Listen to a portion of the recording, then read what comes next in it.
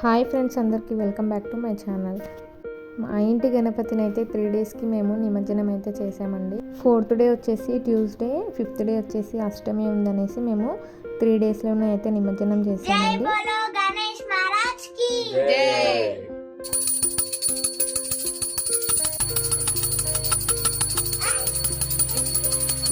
నిమజ్జనానికి తీసుకెళ్లే ముందు మేము ఒకసారి గణపతికి అయితే పూజ చేసామండి. పూలదండతో అలంకరించి కొబ్బరికాయ కొట్టి పూజ చేసి బాగా అయితే మొక్కుకొని ఒకసారి గణపతిని ఎత్తామండి. మా పాపకైతే గణపతిని తీసుకొచ్చేటప్పుడు మళ్ళీ గణపతి నిమజ్జనానికి వెళ్ళేటప్పుడు తనే తీసుకురావడం చాలా ఇష్టమండి. ఇప్పుడు కూడా తనే తీసుకున్నది. ఫైనల్గా వచ్చేసి నిమజ్జనం చేసే ప్లేస్కి అయితే వచ్చేసామండి. ఇక్కడ కూడా ఒకసారి అయితే దండం పెట్టేసుకొని వాళ్ళకైతే ఇచ్చామండి.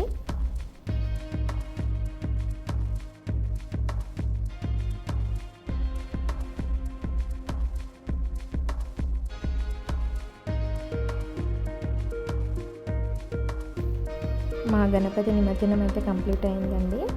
3 డేస్ అయినా సరే క్రౌడ్ అయితే బాగానే ఉందండి. కాసేపు అయితే మేము అక్కడే ఉండి మిగతా గణపతులు నిమజ్జనం అయితే చూసామండి. మ్యాక్సిమం అయితే ఇంట్లో పెట్టుకునే గణపతులు 70 to 80% అయితే 3 to 5 డేస్లోనే అయితే నిమజ్జనం అవుతాయండి.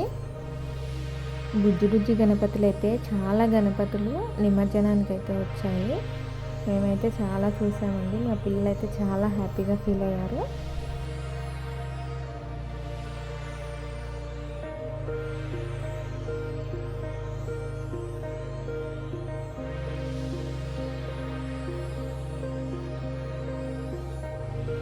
వీడియో నచ్చితే ఒక లైక్ కొట్టండి. నా ఛానల్ మీరు ఇప్పుడే మొదటిసారి చూస్తున్నట్టయితే ఇలాంటి మరెన్నో వీడియోస్ కోసం ఛానల్ని సబ్స్క్రైబ్ చేసుకోండి. Thank you for watching.